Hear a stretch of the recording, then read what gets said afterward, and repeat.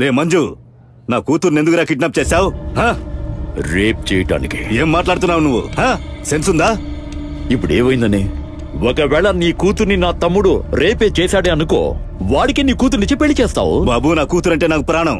ఏదేదో మాట్లాడకు. ఇప్పుడేమిటి ప్రాణమా పోయింది? చూడు సుబ్బు, నీ కూతుర్ని నా తమ్ముడు కిడ్నాప్ చేసింది ఆ సూర్యాని వేసేయడానికి. అది అర్థం చేసుకో దయచేసి. సూర్యాని వేసేయడానికి ఎంత బిల్డప్? నీ దగ్గర ఎక్స్ట్రాడినరీ ఐడియా ఏదైనా ఉంటే చెప్పు, మేము తప్పకుండా వింటాం.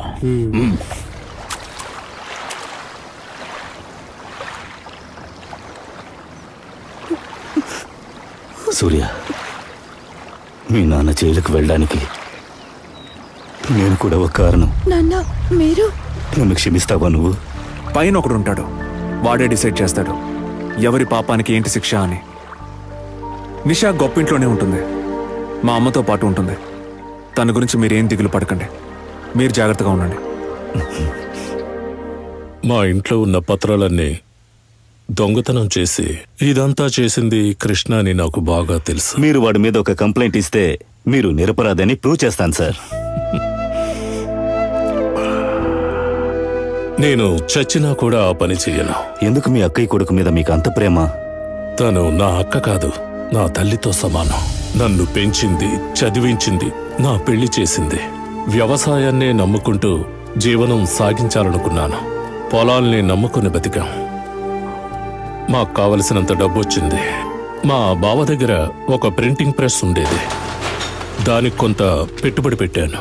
ఒకరోజు ఏమైందంటే ఆ ప్రెస్లో దొంగ నోట్లను ముద్రించడం నా కళ్ళారా చూశాను.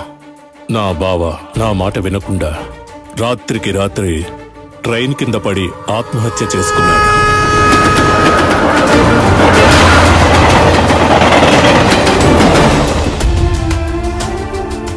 ఆయన శవాన్ని చూసి మా అక్కకు మతి భ్రమించింది. ఈ రోజు వరకు ఆమెలో మార్పు రాలేదు. నేను పోలీసులకు ఇచ్చిన ఇన్ఫర్మేషన్ ద్వారా మా అక్కయ్య జీవితమే నాశనమయ్యింది. అనవసరంగా నేను మీకు పాత కథలన్నీ గుర్తు చేసినట్టున్నాను. లేదు లాయర్ గారు, మనకున్న పరిస్థితులను, మనం వెళ్లే దారిని మనం ఎప్పుడు మరిచిపోకూడదు లాయర్ గారు. ఈ అపనిందలు నాకు సహజమే. దానికి ప్రాయశ్చిత్తం చేసుకుంటూ ఆ బాధ అనుభవిస్తున్నాను.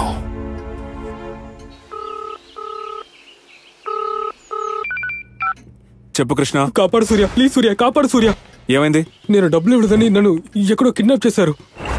చంపేస్తారు సూర్య, నన్ను చంపేస్తారు. నేను మాట్లాడతాను. వద్దు సూర్య, నువ్వెక్కడికి రావచ్చు కదా.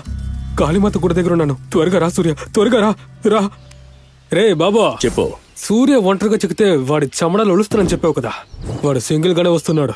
ఎక్కడ?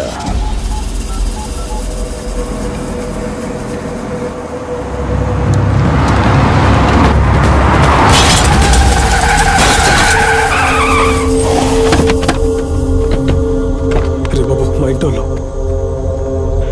మా అమ్మ అత్తయ్య వాళ్ళందరూ ఉన్నారు, వదిలే. ఎవరుంటే నాకేమిట్రా పోరారై.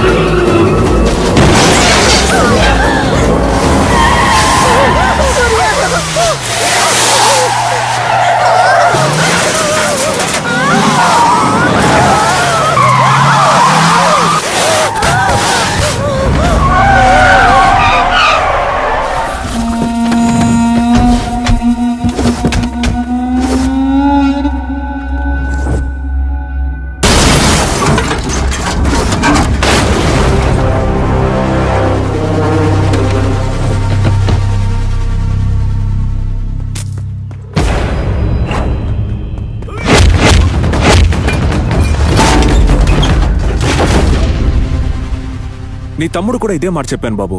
ఆడవాళ్ళ మీద అటాక్ చేసేవాడిని మగాడు అనరు. ఏమంటారో నీకే బాగా తెలుసు అనుకుంటా.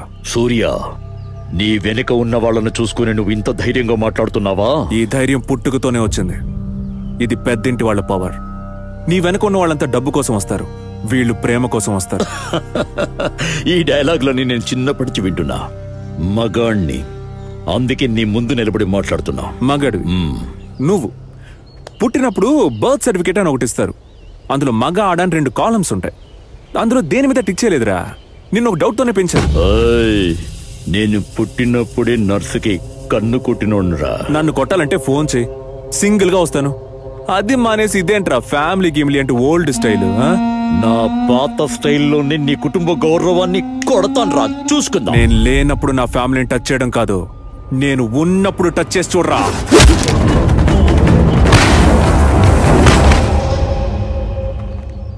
నీ పెద్దింటి గడ్డి మా దగ్గర ఒకటి ఉంది. ఒక్క నిమిషం ఆగు. ఏ కృష్ణ, రారా రారా. సూర్య, వీడి గురించి మీ కుటుంబానికి ఫుల్లుగా తెలిసే తీరాలి. అమ్మా. రే బాబు, నా ఫ్యామిలీ ముందు డ్రామాలు ఆడకు. ఆడావో హాస్పిటల్లో ఉన్న నీ తమ్ముడు ప్రాణాలతో ఉండడు. ఏంటి డౌటా? ఒక్క కాల్ చాలు నీ తమ్ముడి ప్రాణాలు తీయడానికి.